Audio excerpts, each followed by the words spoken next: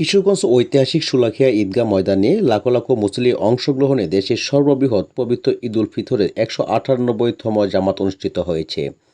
সোমবার ৩১ মার্চ সকাল ১০ ঘটিকায় হওয়া এ জামাতে প্রায় ৬ লক্ষ মুসল্লি একসঙ্গে নামাজ আদায় করেছেন বলে জানা গেছে।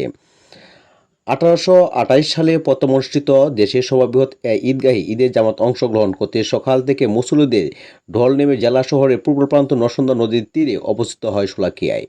জামাত শুরুর আগে ৭ একর আয়তনের শোলাকিয়া মাঠ পরিপূর্ণ হয়ে যায়। আগত মুসল্লিদের অনেকের মাঠে জায়গা না পেয়ে পার্শ্ববর্তী রাস্তা, তিন পাশের পাকা জায়গা, নদীর পাড় ও শোলাকিয়া সেতুতে জায়গা করে নিয়েছে। জামাতের জন্য দাঁড়িয়ে পড়েন মুসল্লিরা।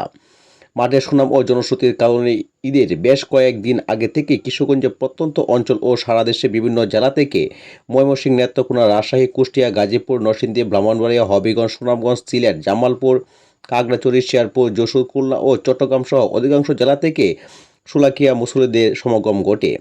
শোলাকিয়া ঈদগাহ পরিচালনা কমিটির পক্ষ থেকে অতিরিক্ত জেলা প্রশাসক সার্বিক মিজাবির রহমান জানান, এবারে ঈদ জামাতে প্রায় ৬ লক্ষ মুসল্লি অংশগ্রহণ করেছেন।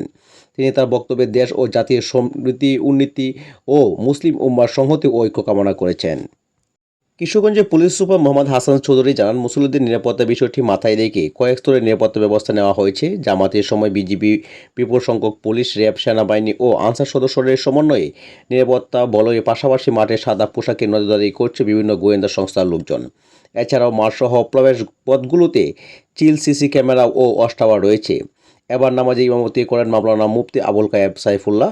রেওয়াজ অনুযায়ী জামাত শুরুর আগে ৩বার বন্দুকের গুলি ফুটিয়ে নামাজের প্রস্তুতি নেওয়ার সংকেত দেওয়া হয়। জামাতের পর খুতবা পাঠ শেষে বাংলাদেশ মুসলিম উম্মার কল্যাণ কামনা করে দোয়া পরিচালনা করা হয়।